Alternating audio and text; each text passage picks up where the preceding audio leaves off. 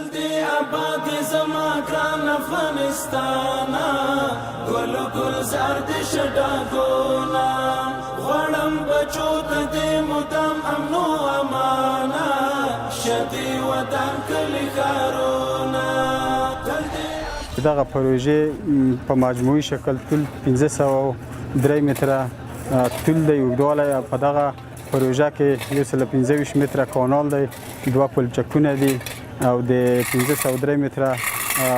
اوږدوالی کانکریت او په اوسط شکل دی 15 متره عرض په اندازه دغه کار کیږي او په اوسط شکل دی روزانه د ورځې په حساب 8 نفره کارګر پکې کار کوي. خاطې وي دولې وي کورو ته اوبه ننوتې کورونه یې نړول ډېر تکلیف و ډېر زحمت و څوک در نمبر ته نه سوی خطای خو اوس خلک ډېر الحمدلله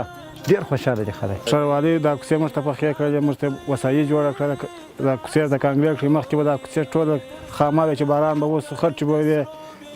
نه موټرسایکل پکې ښکلی نه بایسکل پکې ښکلی سوی اوس موږ ډېر خوشحاله دي د ښاروالۍ سره.